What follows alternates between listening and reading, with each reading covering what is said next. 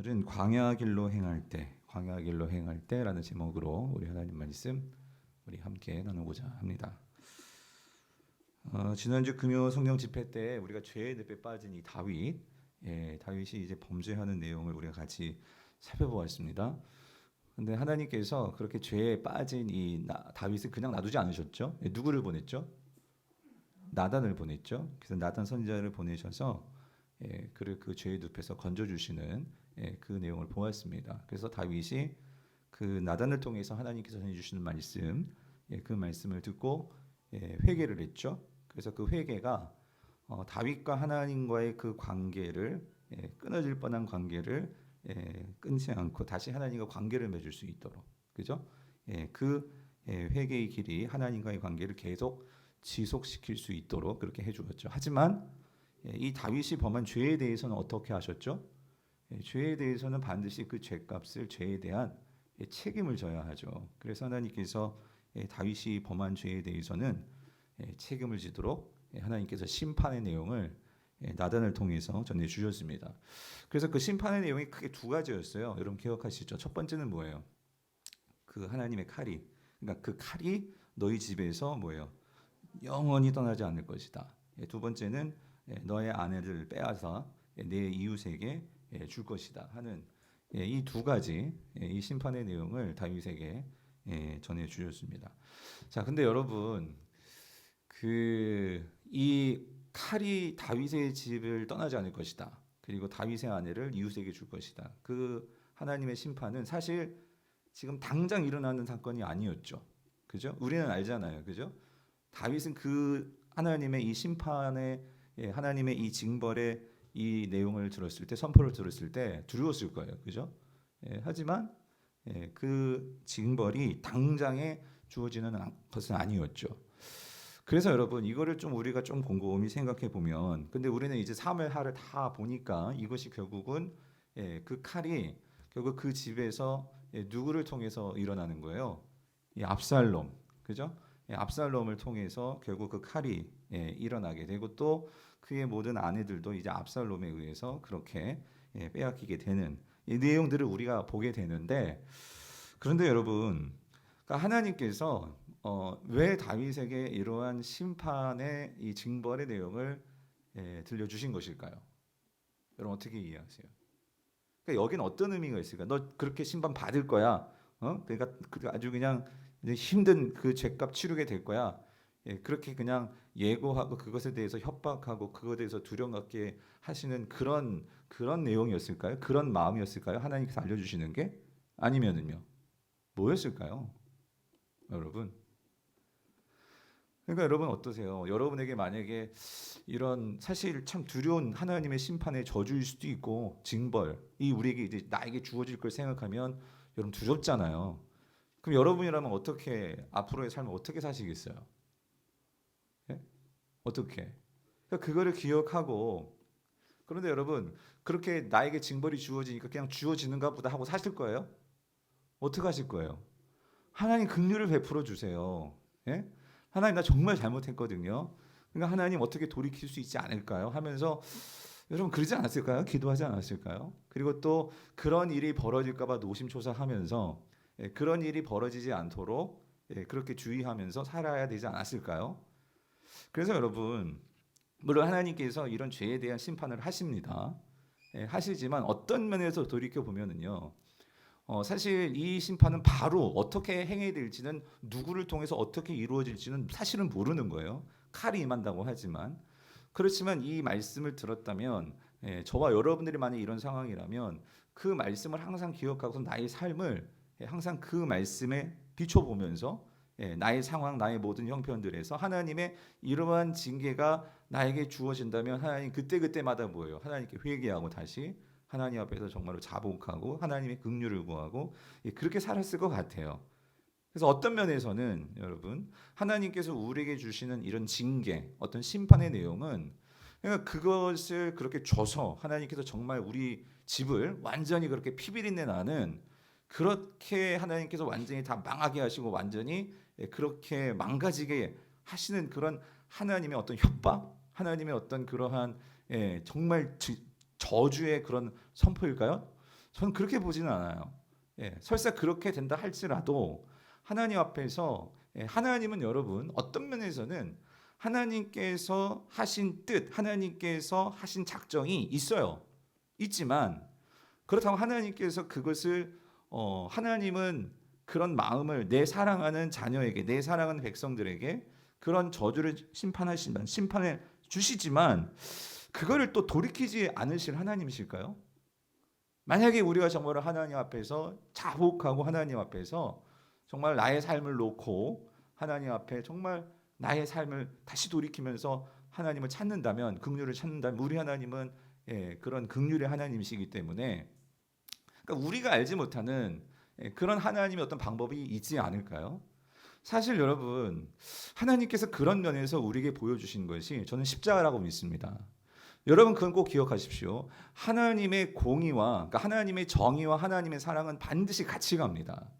그러니까 하나님께서 어떤 죄에 대해서 이 사람을 사랑한다고 해서 그 죄를 완전히 그러니까 그 죄값에 대해서 그거를 그냥 무시하시고 그러니까 하나님의 정의는 그냥 포기하시고 사랑만 가지시는 하나님이 절대 아니십니다. 여러분 우리는 그걸 꼭 기억해야 돼요.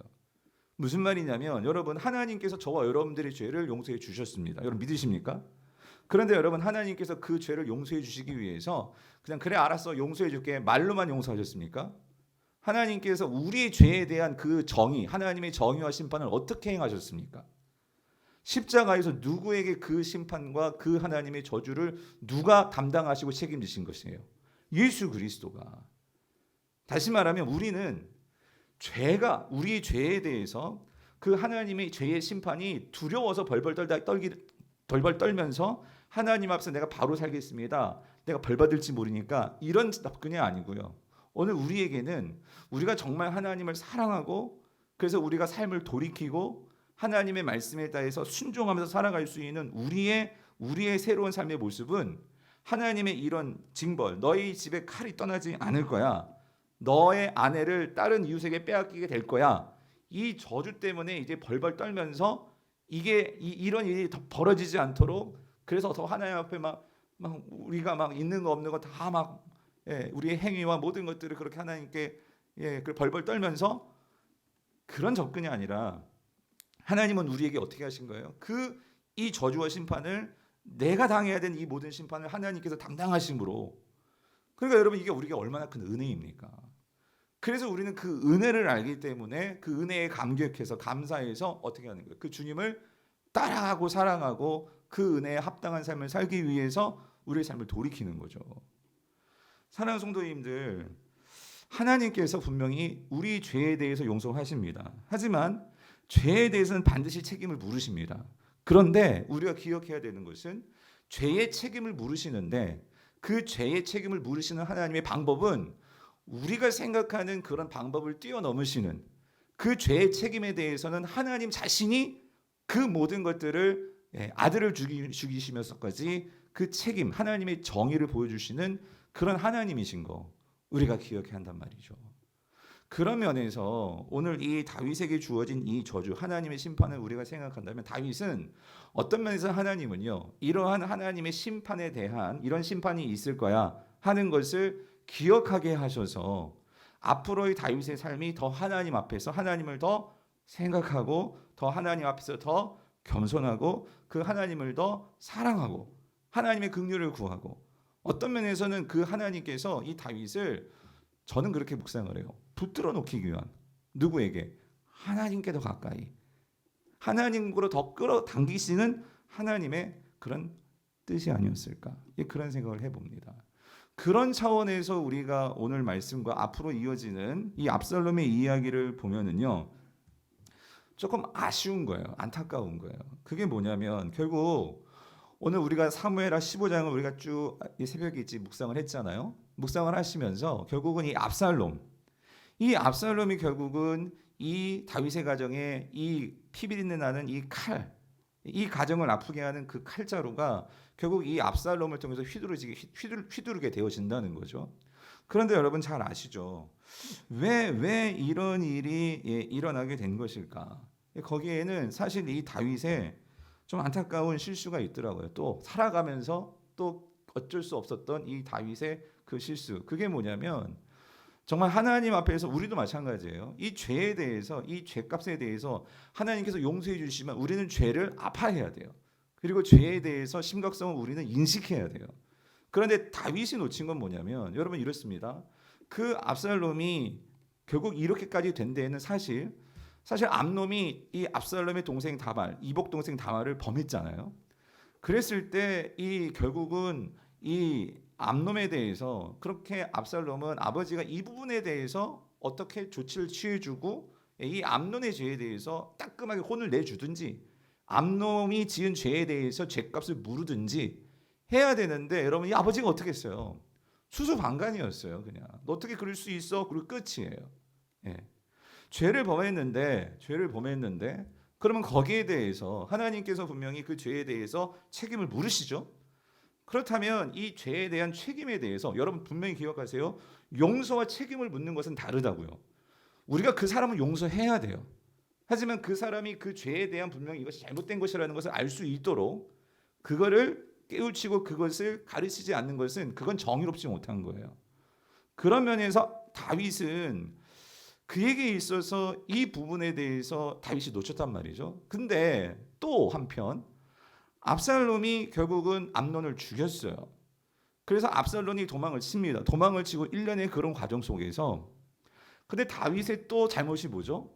이 부분에 있어서도 압살롬에 대해서 그가 잘못한 것에 대해서 뭔가 거기에 대한 죄의 책임을 묻지를 않아요. 그리고 이것도 그냥 어슬렁 어떻게 넘어가는 것 같아요. 이런 부분들이 결국 오늘 이 다윗의 가정에 이런 비참한 이 모든 문제들을 일으키게 되었단 말이죠. 참 이거를 보면 참 우리의 모습이 참 그런 것 같아요, 여러분. 정말 그 하나님 앞에서 완전한 것 같고 하나님 앞에서 정말로 정결한 것 같고 올바른 것 같은 다윗도 사실 살면서 이 우리의 삶에서 우리가 정말로 하나님의 여러 가지 그러한 하나님의 때로는 우리가 또 징계 같은 고난도 당하고 어려움 당하고 하는데 우리 인간이라는 게 참 그때그때마다 이 하나님을 정말 더 깊이 알아가면서 나의 삶에서 나를 돌아보면서 더 하나님 앞에서 신실하게 다가가야 되는데 사실 우리 인생에서 우리가 참 한계초성이고 참 그러지 못하는 것 같아요. 그런데 결국 오늘 다윗이 이러한 고난, 이러한 어려움들이 결국 이 삶 속에 다윗의 가정 가운데 결국은 일어납니다. 그렇죠? 그래서 칼이 서로를 가족을 아프게 하고 상하게 하고 이런 일들이 일어나면서 근데 참 그러면서 우리가 한 가지 우리가 사무엘 하를 묵상하면서 깨닫게 되는 것은 그런 과정은 참 가슴이 아프고 안타깝고 정말로 너무나 슬픈 이야기인데 근데 그 과정 속에서 분명한 거 한 가지 다윗이 조금씩 다시 예전에 그 순수했던 하나님의 그 신앙의 모습 그 고난 속에서 하나님을 향한 그 모습들이 다시 회복되는 모습들을 우리는 보게 된다는 거예요. 이 점이 저희에게 우리 모두에게 주는 은혜가 있는 것 같아요. 그래서 오늘 본문에서 참 의미 있는 오늘 성경이 이 사무엘 저자가 우리 믿는 성도들에게 주는 아주 중요한 상징적인 중요한 표현이 있는데 그게 뭐냐면 자 우리 15장 23절을 같이 한번 읽어볼게요. 결국 지금 이 상황은 압살롬 때문에 다윗이 피난을 가는 상황입니다. 자신의 그런 모든 왕권, 왕의 자리를 지금 다 내려놓고 이제 도망쳐야 하는 그런 정말 아들 때문에 살기 위해서 어쩔 수 없이 도망쳐야 되는 그런 상황 속에 있는 거예요. 참담한 상황이죠. 가슴 아픈 상황이죠. 그런데 이 상황 속에서 이 사무엘 저자는 이렇게 표현을 해요. 압축적으로 이 상황을. 자, 같이 한번 다시 한번 읽어볼게요. 시작. 온 땅 사람이 큰 소리로 울며 모든 백성이 앞서 건너가매 왕도 기드론 시내를 건너간 모든 백성이 자 어디요? 이거죠. 광야길로 향하니라 해요. 예. 광야길로 들어가더라 그 소리입니다. 예. 그러니까 여러분 다윗의 상황을 놓고 보면 광야길로 들어간다는 무슨 말이죠? 고난의 길로 들어간다 그 소리예요. 예. 정말 너무나 힘들고 가슴 아프고 고통스러운 상황을 이제 물리적으로 눈으로 볼 때 누구나 다 공감할 수 있는. 여러분 광야는 가고 싶은 곳입니까? 아니에요. 예루살렘이 좋은 곳이지. 그죠? 예루살렘이 편한 곳이고 예루살렘이 좋은 곳이지. 근데 그 예루살렘에서 쫓겨나서 지금 광야길로 들어가야 한단 말이죠. 여러분 이게 결국은 고난의 상황을 말하는 거죠. 이게 뭘 보여주냐면 결국 여러분 기름 부음 받은 자예요.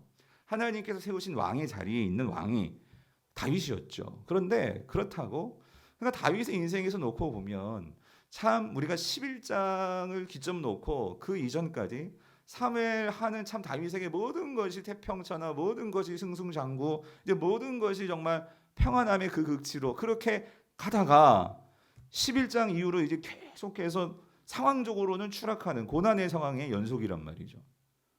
근데 여러분 다 아시겠지만 우리가 오늘날로 비교해서 예수 믿는 사람의 삶인데 결국 이 예수 믿으면서도 참 힘들게 예수 믿는 삶이 너무 어려운 거죠. 예. 그러니까 예수님을 믿고 예수님을 따르는데 그러니까 하나님을 섬기는데 그러니까 이 고통이라는 것이 정말 떠나가진 않는 거죠. 그리고 이 고난이라는 것이 어떤 면제가 되는 게 아니에요. 예외가 없어요. 그러니까 예수 믿는 사람들이나 예수 믿지 않은 사람들이나 그러니까 그 가정에서 정말 예수 믿는 가정인데도 풍지박산 여러 가지 힘든 문제가 다 일어나고 그렇죠? 자식의 문제가 일어나고 예. 그 건강의 문제 뭐 일어나는 거예요. 살면서 여러분 예수 믿는 삶이라고 뭐 암에 안 걸리겠어요? 뭐 교통사고는 뭐 믿는 사람들은 다 가겠습니까? 뭐 회사가 부도가 나고 가게 문을 닫아야 되고 하는 이런 상황들이 예수 믿는다고 이게 다 보호되고 그게 광야길이 아니라 항상 예루살렘에 머물 수만 있다면 이게 얼마나 우리에게 아니 그럼 모든 사람들이 다 교회 다니겠죠. 근데 우리 모두가 다 살면서 그런 문제들을 당한단 말이죠. 그래서 여러분 광야길로 간다는 것은 참 이게 참 이제 살지 죽을지 모르는 그 상황이 광야길로 가는 거죠. 그러니까 광야는 생명을 유지하기 어려운 것이 광야란 말이에요. 근데 지금 그 광야길로 다윗과 그리고 하나님의 백성들이 같이 그 길로 들어가는 거예요. 예, 울면서 모든 백성이 결국 왕과 함께 광야길로 들어간단 말이죠. 그런데 여러분 이거 아십니까? 이 이야기를 쭉 읽는 이스라엘 백성들이요 후대 사람들도 그렇고 오늘 저와 여러분들도 그렇고 그리고 우리가 지금 창세기부터 쭉 지금 사무엘까지 성경 통독을 했다면 여기서 이제 사무엘 하 이 저자가 이 광야길로 행했다라고 할 때 여기서 광야길이라는 이 단어를 들으면 성도들이라면 예수 믿는 사람들이라면 다 이 광야길을 생각할 거예요. 그 광야길이 뭐죠? 출애굽해서 이스라엘 백성들이 들어간 뭐예요? 이 광야길. 예. 분명히 하나님의 백성들은 이 광야길로 향했다라는 이 표현을 볼 때 누구나 다 그 이스라엘 백성들이 광야 40년 이 세월이요. 왜 그러냐면 여러분 이스라엘 백성들도 출애굽을 했거든요. 하나님께서 약속의 땅 넣어 주시겠다 약속하셨거든요. 근데 사실 이들이 가고 싶어서 들어간 곳이 광야길이 아니었어요. 그렇죠? 그러니까 이들은 광야에서 그냥 출애굽하면 그 젖과 꿀이 흐르는 어디? 가나안 땅으로 들어간 줄 알았어요. 근데 그게 아니라 하나님께서 그러니까 이들이 결국은 하나님께서 제일 먼저 향하게 하시고 제일 먼저 들어가게 하신 곳이 어디였냐면 어디였죠? 광야였단 말이에요. 광야. 그러니까 광야는 지금도 마찬가지. 저도 그렇고 여러분도 그렇고 광야길은 누구나 원치 않는 길이죠. 사실 원해서 들어가는 길은 아닌 것 같아요. 그런데 오늘 성도들도 하나님께서 이 광야길로 지나가게 하실 때가 분명히 있다는 거죠. 왜 그 길로 가시게 하는 것일까? 여러분 분명한 거 한 가지는 그러니까 하나님께서 광야길을 넣으시는 그 이유는 다 우리 상황마다 다 다를 거예요. 근데 한 가지 그러니까 왜 힘든 이 죽음이 가득해 보이는 광야길로 왜 하나님의 백성들을 하나님이 사랑하는 그의 자녀들을 왜 광야길로 넣으시는 걸까? 근데 한 가지 분명한 사실은요. 광야길에서는요. 누구를 만날 수 있냐면 하나님을 만날 수 있다는 거예요. 여러분 아멘이십니까? 여러분 이게 없다면 성도들에게 광야는요 정말 죽을 맛이죠. 예. 근데 분명한 것은 하나님께서 성경에 나오는 숱한 광야에서요. 심지어 예수님의 광야에서도 예수님이 광야에서 공생의 시작 전에 광야에서 40일 동안 금식 기도를 하시는데 누가복음 보십시오. 누가 그와 함께 하셨냐면 누가 성령이 그와 함께 하셨다라고 나옵니다. 예. 광야길에서 여러분 세상 사람들도 광야길을 들어갈 때가 있거든요. 예, 성도들도 마찬가지고. 근데 세상 사람들과 하나님의 백성들의 분명한 차이 한 가지는요. 왜 하나님께서 이렇게 생고생하는 광야길을 왜 넣으시는 거예요? 거기에 대해서는 저도 모르겠어요. 근데 한 가지 분명한 것은 하나님께서 성도들을 광야길을 지나가게 하시고 광야길을 넣어 놓으실 때는 그 광야에 뭐가 있냐면 하나님의 임재가 나타난다는 거예요. 여러분 이거를 우리가 보셔야 된다 그 소리입니다. 다윗의 피난길에서 압살롬은 예루살렘으로 들어갑니다. 근데 그 예루살렘에 하나님의 임재는 없었어요. 그런데 이 다윗이 그 광야길로 들어가는데 참 수치스럽죠. 북쪽 이스라엘 지파들에게는요, 이 다윗은 거의 정치적으로는 이제 너는 끝이야라고 그렇게 말을 들을 정도로 압살롬에게 모든 세력들이 다 마음들이 이 압살롬이 우리가 봤죠? 그 유다 이스라엘 모든 백성들의 마음을 뭐 했다고요? 훔쳤어요. 그러니까 이 사람들에게는 그렇게 막 하나님을 향해서 막 그렇게 뭐 하던 다윗이 참 저게 뭐냐 이런 말을 들을 수 있고 그런 수치를 들을 수 있는 그런 상황이 지금 다윗의 상황이란 말이에요. 그런데 여러분 분명한 거 알죠? 우리는 이 이스라엘 백성들이 애굽에서 나와서 광야길을 지나갈 때에 그 광야는 정말 살기 힘든 곳이었지만 우리가 분명히 볼 수 있는 건 거기에 뭐가 있었냐면 하나님의 임재가 나타났다는 거예요. 그래서 여러분 성도들에게 있어 광야는요 사실 그런 것 같아요. 여러분 참 인생길에서 우리가 정말로 이 예루살렘에는 참 우리의 마음과 생각과 우리의 삶을 정말 빼앗아갈 수 있는 좋은 것들이 너무나 많아요. 예루살렘은 도시잖아요. 요즘 말로 말하면 바쁘게 살고 있고 많은 것들이 나의 관심과 나의 어떤 이런 삶을 이 세상의 것들이 다 사로잡고 거기에 내 마음과 모든 것들을 빼앗아가고 그러니까 그 것들에 내 마음이 다 흘러갈 수밖에 없는 그런 곳이 예루살렘이에요. 그런데 여러분 광야는요 어때요? 그러니까 광야는 사실 아무것도 없어요. 그러다 보니까 광야에서 뭘 먹고 살고 어떻게 살지 모르는 거예요. 그런데 여러분 그거 아십니까? 왜 하나님께서 그렇게 극심한 정말 인간이 살 수 있을까? 정말 그런 생각이 들 정도의 광야에서 하나님은 왜 하나님께서 그곳에 임재하시고 그곳에 나타나시는 걸까? 왜 그러냐면요. 그건 것 같아요. 여러분 우리가 출애굽기만 봐도요. 광야에서 얼마나 많은 하나님께서 그들과 함께 하실 때 광야에서 나온 수많은 뭐가 있죠? 이야기거리가 있더라는 거예요. 하나님께서 백성들이 물이 없어가지고 왜 물이 없어요? 막 그러니까 여러분 광야에 물이 없었어요? 하나님께서 뭘 깨뜨리세요? 반석을 깨뜨리시니까 거기에서 물이 나왔어요. 그러니 광야에서 먹을 것이 없어요. 왜 먹을 것이 없어요? 막 그러니까요. 만나를 내려주셨죠. 근데 만나만 먹으니까 막 지가 죽겠어. 맨날 만나만 먹어보십시오. 이제 뭐가 먹고 싶어? 고기가 먹고 싶어. 그러니까 하나님께서 어떻게 하십니까? 그 동풍을 불러가지고 그 메추라기를요 거의 서울에서 여러분 그거 아십니까? 서울에서 거의 수원까지 이르는 거리에 메추라기가 거의 1m 이 정도까지 쌓인 메추라기가 쫙 깔린 거예요, 여러분. 예? 그래가지고 막 이빨에 고기가 껴가지고 너희들이 진절머리 나게 내가 먹게 해줄게. 예? 해가지고 하나님께서 광야에서 정말 그러니까 수많은 이야기들을 하나님께서 광야에서 만드시는 거예요. 왜? 그런 이야기가 계속해서 전해지면서 이야 광야에서 고기 먹었대. 이야 광야에서 반석에서 물이 나왔대. 여러분 그런 이야기가 들려질 때 사람들은 뭘 알게 될까요? 광야에서 고기 먹은 것보다 중요한 것은요. 누구를 알게 되는 거예요? 하나님을 알게 되는 거예요. 비로소 하나님을 알게 되는 거라고요. 우리가 성경 보고 하나님도 알지만 여러분 우리가 광야를 지나가면서 하나님을 알게 되는 거라고요. 성경에서 우리가 읽었고 그리고 내가 그 광야길을 지나갈 때에 비로소 우리는 그 광야에서 하나님을 만날 때 하나님이 이런 분인가를 알게 되는 거예요, 여러분. 하나님이 원하시는 건 그거예요. 하나님은 저와 여러분의 삶 속에서 많은 이야기를 주고 싶어 하세요. 근데 여러분 예루살렘의 문제는 뭔지 아세요? 예루살렘에는요 우리의 생각과 우리의 모든 관심이 하나님께 있지 않아요. 그러다 보니까 하나님이 우리와 함께 어떤 이야기를 만들고 싶어도 우리가 어때요? 하나님의 이야기보다 이 세상의 이야기가 너무 좋거든요. 그러니까 하나님의 이야기가 귀에 안 들어와요. 기억에 안 남아요. 그러다 보니까 여러분 다윗이 어땠어요? 다윗이 처음부터 그랬어요? 왕권에 대해서 관심이 없던 자였어요. 다윗은 어렸을 때부터 집안에서 인정받지도 못하고 아들 취급도 못 받고 그래서 그 집에서 양이나 치면서 별 볼 일 없는 그런 아들이었단 말이에요. 그런데 이 아들이 하나님의 기름 부음을 받고 이게 그러니까 하나님이 그를 왕으로 세워주시니까 그의 말 한마디면은 지난주에 봤죠? 가라 하면 다 가는 거예요. 보내면 모든 사람이 다 움직여요. 여러분 앉아가지고 요즘 세상에 여러분 만약에 집에서 한번 생각해 보세요. 원사님들도 TV 보실 때 리모컨 없으면 TV 보시겠어요? 예? 다 앉아가지고 눌러가지고 모든 게 다 조절이 되고 하잖아요. 얼마나 편해, 얼마나 편해. 근데 여러분 지금 만약에 리모컨 없어가지고 보고 싶으면 가서 채널 돌려야 되고 누가 어느 집에서 그러니까 다 못 찾아요. TV 볼 때.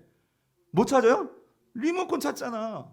앉아가지고 다 할 수 있는데 성도님들 우리가 너무 길들여져 있는 거예요. 세상에 길들여져 있단 말이에요. 다윗이 하나님께서 이렇게 놔둬서는 안 되겠는 거예요. 왕권에 취하다 보니까 이 다윗이 그렇게 하나님께 경고 줬잖아요. 네 집에 칼이 있을 거야. 네 아내들 다 빼앗길 거야. 그렇게 경고를 줬는데도 이게 또 시간이 지나니까 당장 그런 하나님께서 재앙을 내리지 않으셨거든요. 그러니까 긴장감이 없어져요. 그러니까 자신의 죄가 고스란히 지금 누구에게 투영되고 있냐면 누구에게 투영되고 있어요? 자녀들에게 투영이 되고 있어요. 그러면 그걸 재빨리 깨닫고 하나님 앞에서 금식기도로 들어가든지 정말 배옷을 입고 정말 하나님 안 되겠습니다 하고 정신을 차리든지 해야 되는데 아무리 봐도 다윗이 그런 모습이 보이지가 않는 거예요. 성도님들 우리가 특세를 통해서 유엘 말씀을 통해서 여호와의 날이 두 번 온다. 두 번 온다. 예수 그리스도께서 먼저 오셔가지고 원래 예수님께서 오시는 날은 심판의 날이 되는 게 맞아요. 구약의 말씀을 가지고 따진다면 그러면 이 세상 없는 거예요. 저와 여러분들도 없는 거죠. 근데 하나님께서 우리에게 긍휼을 베푸셔서 그 이스라엘 백성들뿐만 아니라 예수 그리스도가 모든 보복을 당하심으로 이 세상에 우리에게 유보하셨어요. 심판을 유보하시고 두 번째 이제 예수님께서 오시는 그 영원할 전까지 우리에게 마치 다윗에게 지금 당장 그 집에 칼을 내리지 않았단 말이에요. 당장 그의 아내들을 빼앗기게 만들지 않았단 말이에요. 하나님께서 분명히 그런 경고를 주셨지만 아직 그 경고가 아직 시행되지는 않았단 말이에요. 그러면 그거를 기억하고 이 다윗이 살았어야 되는데 살다 보니까 참 우리가 그런 거 아니에요? 주님께서 다시 오니까 성경은 분명히 깨어 있어라. 너희들이 이 세상에 취하지 말고 하나님의 말씀을 따라서 정신을 차리고 살아라 라고 말하지만 우리는 주님께서 오신다는 거는 알고 있는데 여러분 지금 당장 내일 주님께서 오신다라는 생각을 가지고 우리가 산다면 여러분 이게 너무 멀게 느껴지세요? 그러면 만약에 여러분이 만약에 지금 당장 내일 죽는다라고 하신다면 여러분 삶을 어떻게 사실 거예요? 제가 정말 저도 많은 목사로서 많은 장례식도 치르고 많은 성도들의 죽음을 봤지만 참 이 죽음이 그런 것 같아요. 더 가까이, 그러니까 이 가족에게 가까이 다가오면 더 이게 절실해지는 거 아니에요? 근데 이게 나에게 만약에 정말 있다 하면 여러분 가족이 아니라 정말 나에게 정말 사형 선고가 주어지고 정말 내가 죽을 날이 내일일지 모레일지 모른다면 여러분 우리가 어떤 삶을 살게 되고 분명히 다른 삶을 살 것 같아요. 여러분 만약에 내가 내일 죽을지도 모르는데 여러분 나에게 만약에 오늘 하루만 나에게 주어지는 삶이었다라고 생각한다면 여러분 이 한날을 그렇게 사람들을 미워하고 증오하고 막 너 죽여야 돼 막 이러면서 사시겠어요? 아니 하루밖에 없는데 그렇게 사람들을 미워하고 철천지 원수에 대해서 아직까지도 그거를 용서하지 못하고 그렇게 살다 가시겠어요? 오늘 하루밖에 없는데 어떻게 사시겠어요? 하루밖에 없다면 그래도 내가 더 용서할게. 그래도 우리 같이 한번 손 악수하고 내가 떠날게. 여러분 그게 정말 마지막 삶, 정말 마지막을 준비한 삶의 모습이 아니겠어요? 근데 우리가 이 하나님께서 정말 여호와의 날, 하나님의 심판의 날이 있다. 개인적으로는 우리 모두가 다 죽음의 시간표 속에서 그 죽음을 바라보면서 살고 있는데 우리 자신 자체가 저 자신부터 우리가 이 죽음에 대해서 멀리 있는 이야기처럼 그렇게 생각하면서 살고 있지 않았냔 말이죠. 그런 면에서 오늘 이 다윗에게 있어서 하나님께서요. 지금 압살롬의 이 가정의 문제는 만약에 우리가 이거 관점을 달리하고 보면은요. 하나님께서 결국 이를 광야길로 몰아넣으시는 것은요. 우리가 눈으로 보면 참 안 됐다. 어떻게 아들놈이가 그렇게 아버지의 왕권을 빼앗고 그 아버지의 후궁들을 다 그냥 그렇게 능욕하고 어떻게 그럴 수 있냐 막 이렇게 볼 수도 있겠지만 근데 우리가 조금 관점을 바꿔서 정말 하나님의 관점에서 이 모든 상황을 놓고 바라본다면 다윗에게는 지금 이 광야의 이 시간이 하나님의 영적인 관점에서 놓고 보면은요, 이 지금 다윗을 흔들어 깨우고 있는 거예요. 다시 한번 그 하나님이 어떤 분이신지를 배울 수 있도록, 그 하나님께서 이 다윗과 함께 지난날 그렇게 무시당하고 그렇게 아무 쓸모짝기 없이 사람들에게 인정받지 못했던 다윗이지만 하나님께서 그를 통해서 내가 하나님 나라를 위해서 너를 사용할게, 나의 모든 이 양들을 잘 돌봐줘, 그렇게 하나님께서 은혜 주셨던 그런, 나는 은혜를 받을 수밖에 없는 그런 존재인데 하나님께서 그렇게 나를 사랑하셨다는 것을 깨달으면서 그렇게 새로워질 수 있도록 다시 그를 흔들어 깨우는 그 시간이 지금 광야의 시간이더라는 거예요. 사랑하는 성도님들, 광야는 그런 곳이에요. 우리 성도들, 저와 여러분의 삶 속에서 지금 광야에 있을 수도 있고 앞으로 광야에 들어갈 수도 있고, 그런데 여러분, 그런 광야를 우리가 만나게 된다면 하나님께서 그래서 사실 우리에게요, 이 신앙의 이런 사무엘 상하라든가 여러 가지 이야기가 담겨 있는 이런 게 사무엘 상하, 여러 가지 왕들의 이야기들, 이런 것들을 우리에게 주시는 그 목적은요, 우리도 이런 우리의 가정이 이런 모습일 수 있고, 우리의 삶이 이런 광야의 그 시간일 수도 있고, 그럴 때 잘 보고 너희들 그 광야를 잘 지나가라고 하나님께서 우리에게 주시는 말씀이더라는 거예요. 그래서 사랑하는 성도님들, 분명한 거, 광야는 우리가 정말로 눈앞에 죽음을 직면하는 곳일 수 있어요. 하지만 중요한 거 한 가지, 이거 놓치지 마세요. 그 광야를 우리가 어떻게 맞이하는 태도에 따라서 그 광야는요, 하나님과 함께 아주 신비한, 다시 말하면 하나님께서 우리에게 특별하게 주시는 소중한 시간이 될 수도 있고요. 만약에 우리가 그 광야를, 이런 하나님을 놓치고 그냥 광야 자체에 매몰되어서 광야만을 바라본다면 우리의 삶이 완전히 끝간데 없이 후회만 하면서 원망만 하면서 끝나는 그런 광야의 시간이 될 수 있다, 그 소리입니다. 그래서 성도님들, 제가 요즘 사실 새롭게 배우고 있는 것 같아요. 하나님 앞에서. 이 몇 주간 다 아시겠지만 저희 어머님 폐암 판정을 받고 지금도 예배드리고 계시겠지만, 저는 저 나름대로, 또 어머님은 어머니 나름대로, 우리 모든 가족 식구는 가족 식구대로. 그런데 이게 그런 생각이 들어요. 하나님이 정말 저희 가정을 통해서, 혹은 저 목사인 저를 통해서 우리 성도들에게도, 또 같이 기도하시는 많은 성도님들이 계셔서 참 큰 위로가 되는데, 목사인 제가 다시 한번 이 하루하루 우리의 삶이 어떤 의미인지, 그리고 하나님께서 이 일을 통해서, 고난을 통해서 정말 이 고난을 대하는 방식, 설교는 많이 했지만 이거를 내가 지금 고난 속에서 그것을 다시 한번 바라보면서 하나님께서 주시는 참으로 깨달음과, 또 하나님 앞에서 정말 내가 어떻게 우리 성도들과 함께, 또 우리 성도들 중에 지금도 고난을 당하는 성도들과 함께 어떻게 이것들을 이겨내야 할지에 대한, 목회에 대한 가르침을 주고 계시는 것 같아요. 그러면서 요즘 참 많이 공부를 하고 있어요. 병에 대해서 그렇고 여러 가지 책들도 보고 하는데, 특별히 제 어머님이 암에 있으시니까 또 암에 대한 여러 가지 책들을 보는데, 여러분, 상당히 많은 신앙의 우리 목사님들이 참 암을 많이 이겨내시고 또 암으로 돌아가신 분들도 있고요. 근데 유명한 이 존 파이퍼 목사님도 여러분 잘 아시는지, 이분도 전립선 암으로 되게 투병 생활을 하셨고, 아직 살아 계시지만, 그러면서 이분이 암 투병을 하면서 쓰신 책이 이 책이에요.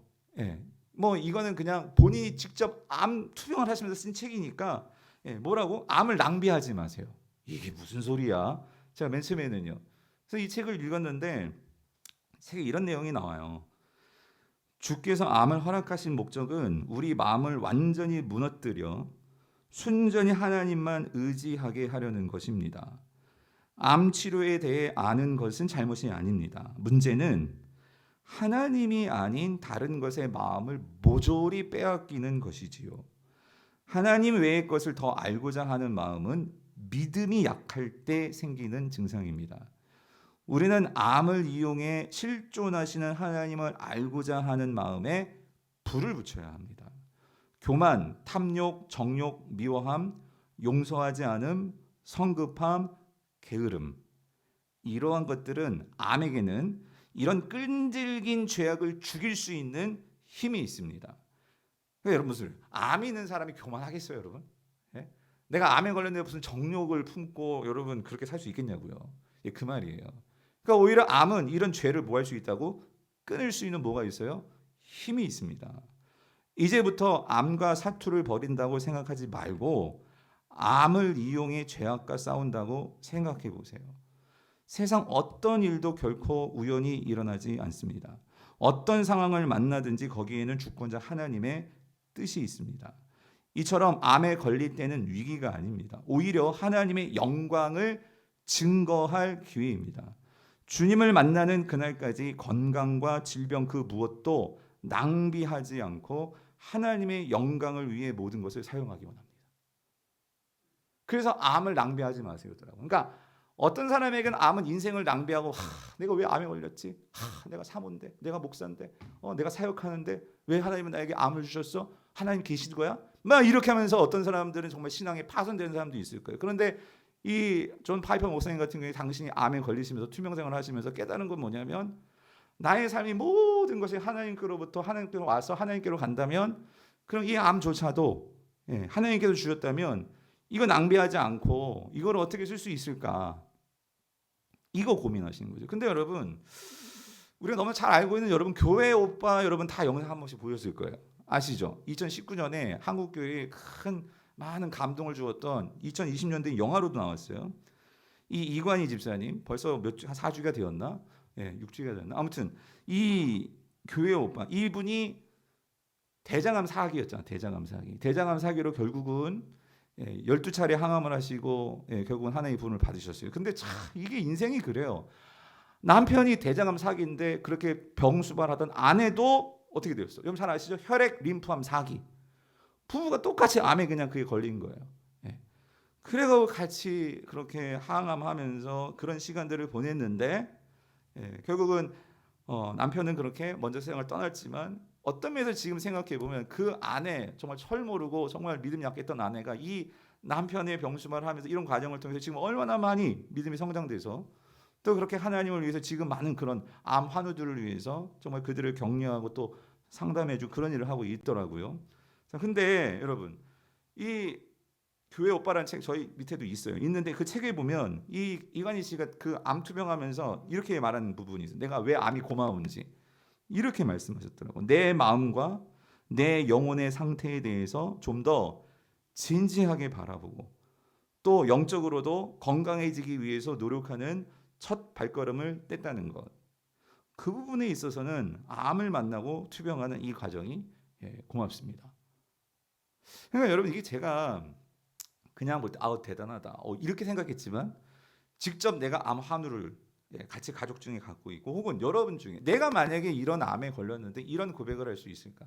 그런데 여러분 만약에 정말 신앙이 없다면 우리에게 정말로 이러한 광야길을 내가 들어갔는데 그러니까 이 광야길에서 하나님의 임재가 없다면 임재를 경험할 수 없다면 이런 고백들이 나올 수 있을까?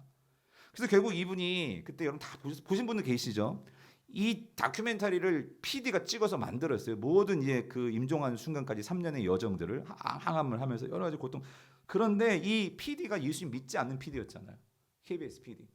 근데 그 PD가 이런 모든 과정을 보면서 하나님을 몰랐던 자가 이런 일들을 보면서 이런 이 이관희 형제의 그런 모든 과정들을 보면서 하나님을 인정하지 않을 수밖에 하나님이 살아계심을 인정하지 않을 수밖에 없는 그런 고백을 하면서 그러니까 이 이관희 씨가 자기의 모든 과정들을 찍으세요라고 하면서 그가 그렇게 오케이할 수 있던 그 이유를 이렇게 말하더라고. 하나님은 눈부신 삶을 사는 사람을 증거로 삼기도 하지만, 그러니까 막 성공하고 막 그냥 안 되던 사업이 막 잘 되고 막 대박 나고 그래서 하나님께 영광입니다 하면 그것도 많은 사람들에게 와 예수님 믿으면 저렇게 잘 돼, 저렇게 성공할 수 있어. 뭐 이렇게 쓰는 사람도 있겠지만 이분이 말씀하시는 거. 고통 속에서 주님을 놓지 않으려는 사람도 증거로 삼으신다. 그러니까 여러분 이게 결국은 맞아 떨어지더라고요. 정말 이 존 파이버 목사님도 암이라는 것을 낭비하지 마십시오. 그런 모든 의미가 그러니까 여러분 암만이 아니고요. 우리 모든 삶의 하나가 그러니까 여러분 그러니까 광야를 지나갈 때 생각해 보세요. 광야에 뭐가 있겠습니까? 그런데 그 광야 속에서 만나는 그 하나하나가 하나님과 함께 다시 세상을 바라보고 하나님과 함께 반석을 바라보고 여러분 반석에서 물이 나올 줄 누가 상상을 하겠냐고요, 여러분. 아니 하늘에서 만나가 떨어져 가지고 먹을 것을 그렇게 40년 동안 먹을 것을 누가 상상이나 하겠냐고요.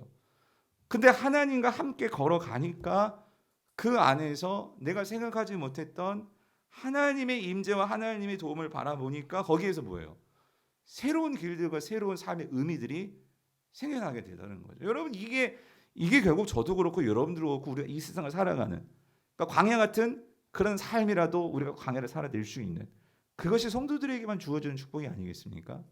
그래서 여러분 오늘 다윗도 그런 의미더라고요. 여러분 이 다윗이 그래서 결국 광야길로 들어갔어요. 들어갔는데 오늘 이 다윗은요 지금 모든 상황이 절대적으로 불리합니다. 그리고 광야길에서 어떻게 될지 몰라요. 자, 그런데 그런 상황에 오늘 본문 24절을 보니까요, 제사장 사독과 레위인들이 하나님의 법궤를 메고 다윗에게 찾아옵니다. 그래서 우리가 당신과 함께 하겠습니다. 그렇게 이들이 나와서 고백을 해줍니다. 여러분 이게 얼마나 다윗에게 힘이 되겠냐고요. 그렇지 않아요? 특별히 법궤를 갖고 왔어요. 여러분 법궤. 여러분 법궤가 뭐예요? 하나님의 언약, 그러니까 하나님의 임재의 상징물이 법궤잖아요. 법궤. 자, 그렇다면 여러분 지금 잘 생각해 보세요. 광야길로 들어왔는데 만약에 지금 이스라엘은 그래도 하나님을 믿는 신정 국가입니다.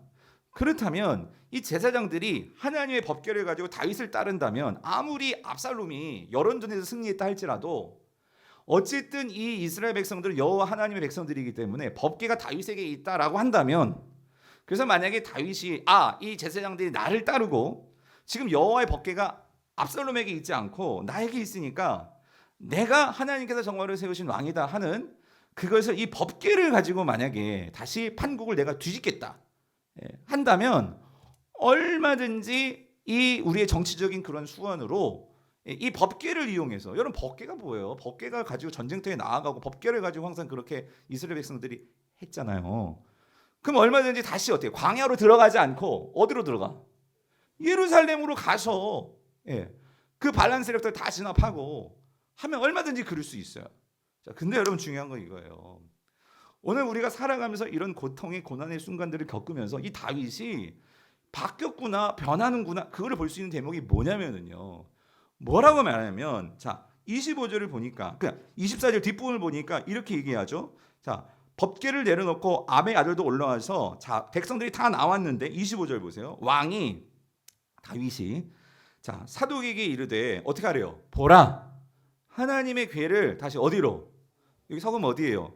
예루살렘으로 도로 메고 가 라고 말을 하는 거예요. 여러분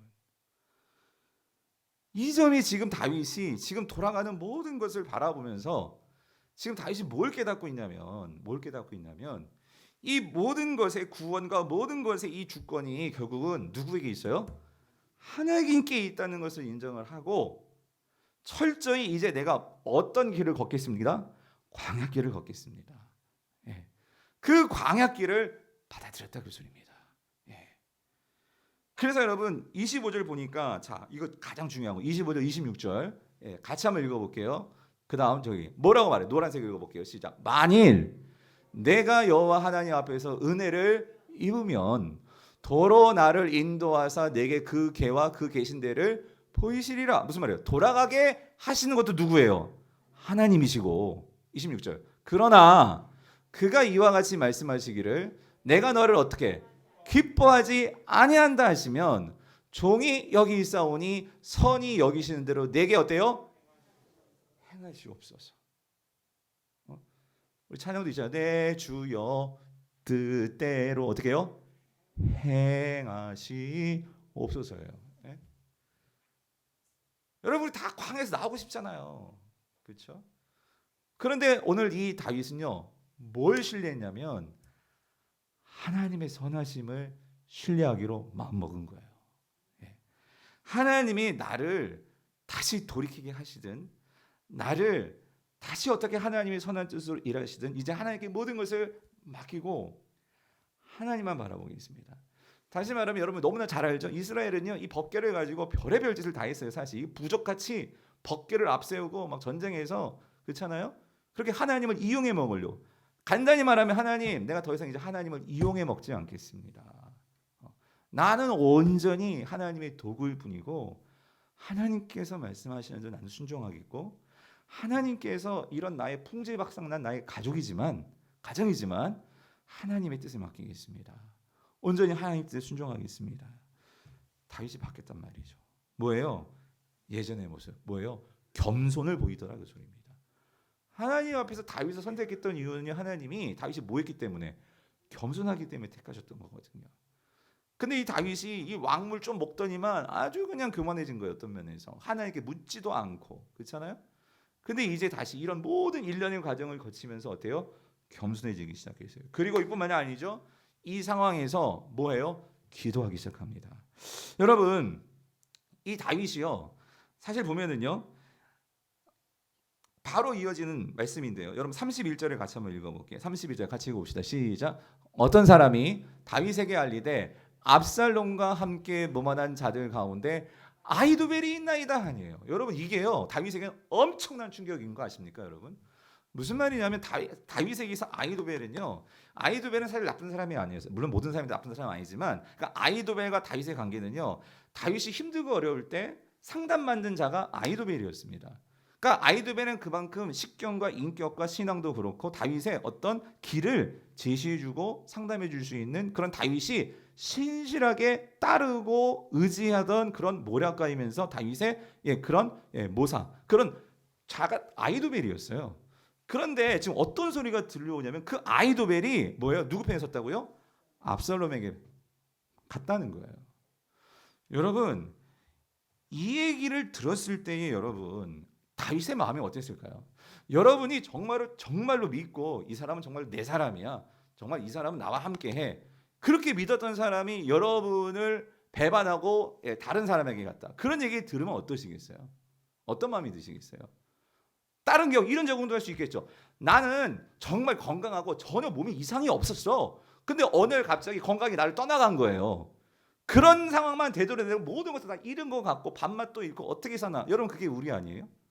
그러니까 내가 뭔가 신실하게 믿었고 이것만큼은 나는 확실해라고 생각했었는데 그게 나를 떠나가 버린 거예요. 여러분 그 모든 걸 다 잃어버리는 거 아니겠어요? 세상 사람들을 생각해 보면 지금 다윗이 그런 상황이란 말이에요. 그런데 여러분 그 상황에서 이 상황에서 내 믿었던 모든 것을 한순간에 다 잃어버렸어요. 다 빼앗겼어요. 이 순간에 다윗이 뭘 했느냐? 이 소식을 듣고 어떻게 그럴 수가 있어? 어떻게 그럴 수가 있어? 막 땅을 치면서 막 그냥 욕을 그냥 한 바가지 막 하면서 막 그냥 그랬을까요? 뭐 했어요, 여러분? 자, 뒷부분 31절 뒷부분 보니까 뭐 했냐면은요. 이렇게 있습니다. 아히도벨이 떠나갔는데 이 말을 들으니까 다윗이 이르되 뭐예요? 여호와여 원하옵건대 아히도벨의 모략을 어리석게 없소서 하니라. 뭐 했다는 거예요? 그 마음을, 그 찢어지는 마음을, 그 실망의 마음을, 한스러운 마음을 거기서 그거 갖고 모든 거 다 자포자기하고 그렇게 무너진 게 아니라 뭐 하러 갔다고요? 기도하러 갔다고. 기도하러 갔다고. 참 우리 인생에서의 모든 것이 이렇게 다 무너지면 때로는 기도할 힘조차 없을 때가 있거든요. 근데 이 다윗이 이 순간에 어디로 나갔느냐? 우리가 지난주에 봤죠. 이 여호사밧이 그 자신의 얼굴을 누구에게 갖다 놓았어요? 여호와 하나님께 향하여 하나님께 갖다 놨잖아. 낯을 하나님께 갖다 놨잖아요. 왜? 내가 하나님께 갖다 놓지 않으면은요, 우리 집중력이요 하나님께 있지 않고 그 아이돌에게 꽂히면요 분해서 못 살아요. 예? 죽이지 않고는 못 살아. 네가 어떻게 그럴 수가 있어? 이렇게 되면은 내가 얼마나 너를 위해서 정말로 모든 것을 다 공들였는데 어떻게 이럴 수 있어? 그러면은요 그 화 때문에 더 화가 도져가지고 병도 더 죽어요, 여러분. 그게 아니고 그 집중력을 누구에게? 하나님께 갖다 놓았다고. 그래서 여러분 제가 말씀드렸죠. 사무엘 하에는요 그런 기도 내용들이나 이런 게 자세하게 안 나와요. 그래서 우리가 역사서를 읽을 때는요 꼭 시편하고 같이 읽어야 돼. 그런데 이 아히도벨뿐만 아니라 이 압살롬에게 쫓기는 이 억울한 상황, 이 힘든 상황 속에 다윗이 지으신 시가 여러 편이 시편에 나오거든요. 근데 3편에 딱 처음에 1, 2, 3편에 바로 그 시편이 나와요. 여러분 보세요. 3편 보세요. 다윗이 이렇게 나오잖아요. 표제어가 그의 아들 압살롬을 뭐 할 때? 피할 때 피난 가면서 지은 시가 시편 3편이에요. 3편인데 여러분 한번 읽어볼게요. 이건 세번역본인데 같이 한번 읽어봅시다. 1절 시작. 주님 나를 대적하는 자들이 어찌 이렇게도 많습니까? 여러분 지금 다윗이 기도하고 있는 거예요. 하나님께. 여러분 그 심정을 한번 느껴보세요. 느껴보시라고. 나를 치르고 일어서는 자들이 어찌 이렇게도 많습니까? 2절. 나를 빗대요. 예? 하나님이 있잖아. 너 돕지 않아. 이렇게 말하는, 이렇게 빈정내는 자들이 어찌 이렇게도 많습니까? 아니, 하나님 믿는다 하면서 어떻게 이런 일이 생겨날 수 있냐 말이야. 하나님 믿는데 어떻게 이런 일이 일어나지? 예? 무슨 죄 짓는 거 아니야? 욥의 친구들 얘기 아니었어요? 예. 어떻게 이런 일이 일어나라고 그렇게 빈정된단 말이에요. 3절 뭐라고? 그러나 넘겨주세요. 그러나 뭐라고요? 주님은 나를 에워싸는 뭐라고요? 방패, 나의 영광, 나의 머리를 들게 하시는 분이시니. 4절 읽어보세요. 중요해요. 시작. 내가 주님을, 이게 여러분 여호사밧 바라본다는 내 얼굴을 누구에 갖다 놓는 거예요? 하나님께 갖다 놓고 그다음 뭐예요? 소리 높여 뭐예요? 부르짖어야 되니까. 여러분 내가 속상하고 힘들 때는요, 그래서 나와서 부르짖으셔야 돼. 이런 금요 성령 집회 나오셔가지고 부르짖으셔야 돼. 병상에 있는 성도들은요, 속으로 부르짖으십시오. 하나님께. 예. 여러분 4절이요. 여러분 그 교회 오빠 그 영상 보시면 아시겠지만 그 이관희 성도가요, 그 병상에서요 이제 거의 죽을 동 살동 막 수술 받고, 참 그게 너무 감동. 그 누워가지고 천장에 붙여놨던 그 구절이 이거예요. 3편 4절 말씀이었어요. 그러면서 그 옆에서 아내가 막 울 때, 예? 말을 못하니까 이 바라보라고 손 이렇게 하면서 했던 말씀이 바로 이게 이 시편 3편 4절이었어요. 내가 주를 바라보며 어떻게 해요? 소리 높여 부르짖을 때에 주께서는 그 거룩한 산에서 어떻게 한다고? 내 기도를 다 듣고 계신다는 그 소리입니다. 예? 그래서 5절에 보세요. 내가 누워서 어때요? 고나게 잠들어도 또다시 깨어나게 되는 것은 주님께서 나를 어때요? 여러분 그거 아세요? 여러분 아픈 사람들 잠자는 건 너무 힘들어요. 너무 힘들어요. 우리가 밤에 이렇게 자고 아침에 일어날 수 있는 거, 여러분 참 그게요, 얼마나 큰 감사인지 아십니까? 근데 그게 다 누가 붙들어 주시기 때문이라고? 주님께서 나를 붙들어 주시기 때문에. 예? 그래서 여러분 오늘 잘 주무시고 내일 아침 일어날 때 주님 나를 잘 붙들어 주셨군요. 한번 감사해 보세요. 이게 얼마나 큰 감사인데. 예? 6절. 그래서 뭐예요? 나를 대적하여 뭐예요? 사방에 지나친 자들이 천만대군이라 하여도 나는 두려워하지 않으렵니다. 예. 주님 일어나십시오. 나의 하나님 이 몸을 어떻게 해요? 구원해 주십시오. 주님께서 내 모든 원수들의 뺨을 찌시고 악인들의 이를 부러뜨리셨습니다. 구원은 주님께만 있습니다. 여기 중요해요. 구원은 누구에게만? 주님께만 있습니다. 주님의 백성에게 뭐예요? 복을 내려주시옵소서. 이 기도를 드렸다 그 소리예요. 그 아이도웰이 그의 마음속에 얼마나 그 마음을 찢어놓을 정도의 정말 그런 실망감과 좌절감과 아픔을 줄 때 다윗은 이 하나님을 향해서 이 기도를 드리면서 구원은 주님께만 있습니다 라고 그런 고백을 했단 말이죠. 사랑하는 성도님들, 우리 인생에서 참 광야의 길은 고난의 길이지만, 그래서 다윗에게는요 분명한 것 한 가지, 이 광야의 길은 하나님과 그는 더 멀어지는 길이 아니라 분명한 것 한 가지, 이 광야 길은 다윗에게는 어떤 길이 되었을까? 하나님과 더 가까워지는 길이 되었다 그 소리입니다. 여러분 우리 모든 삶 속에서요 이 하나님과 더욱더 가까워지는 것이 가장 큰 축복임을 여러분 믿으시기를 바랍니다. 왜 그러냐면 우리의 삶은 이 세상에서의 삶이 다가 아니잖아요. 여러분 우리의 삶은요 앞으로 더 주님과 함께할 영원한 그 하나님의 나라, 영원한 하나님의 집, 그 삶이 우리에게 기다리고 있잖아요. 그래서 여러분 우리의 삶이 여기에만 꽂히면 이거는 절망이고, 여기에만 꽂히면 우리에게는 낭망이고 실망이고 한탄이지만, 그런데 우리의 삶이 이렇게 짧지가 않아요. 우리의 삶은 훨씬 더 길어요. 그 긴 삶을 놓고 이 작은 순간을 바라보면 이건 우리가 어떻게 해야 돼요? 정말 잘 견디고 잘 지나가야 할 뿐인 것이죠. 아멘이십니까? 그래서 그 대표적인 한 사람이 마지막 예를 든다면, 정말 고난 앞에서 아무 사람도 한 말 없게 만든 사람이 성경에 누구입니까? 욥이잖아요. 욥은 자기 자녀들 다 죽었죠. 자기 재산 다 잃었죠. 자기 몸에 뭐까지? 병까지 들었잖아요. 근데 참 대단하다 싶은 게, 자 욥기 1장 22절 같이 읽어볼게요. 시작. 이 모든 일에 욥이 범죄하지 아니하고 하나님을 향하여 원망하지 아니하여. 여러분 우리 인생에서 정말 중요한 게 이 원망입니다. 원망. 원망은요 결국 우리의 집중력을 하나님에게서 어디로 가져가는 거예요? 다른 데로 가져가는 거예요. 예. 원망하는 순간 우리는 사단의 밥이 되기 쉽고요. 원망하는 순간 우리는 감사를 잃어버리기 쉬워요. 원망하는 순간 우리 신앙의 초점을 잃어버린단 말이에요. 근데 다윗이 욥이 한 가지 분명한 것은 원망하지 않았다는 거예요. 그죠? 2장 10절 우리가 하나님께 복을 받았은즉 화도 받지 아니하겠느냐 하고 이 모든 일에 욥이 입술로 뭐 하지 않았어요? 범죄하지 아니하니라. 그래서 아까 말씀드렸죠. 욥도 멀리 내다봤어요. 멀리. 그래서 우리가 광야를 지나갈 때는요. 우리의 시선을요. 멀리 보셔야 돼요. 멀리. 가깝게 보면 눈물 나오고 한탄 나오고 저도 마음이 콱콱 막혀요. 멀리 보셔야 돼. 그래서 23장 10절 같이 읽어봐요. 시작. 그러나 내가 가는 길을 누구는 아셔? 그가 아시나니. 그가 나를 단련하신 후에는 내가 어떻게 된다고요? 순금같이 되어 나오리라. 예. 사랑하는 성도님들, 오늘 저를 비롯해서 우리 모두가 여러분 각자에게 주시는 하나님의 이 광야의 길을 지나가게 하시는 우리 인생길이 있습니다.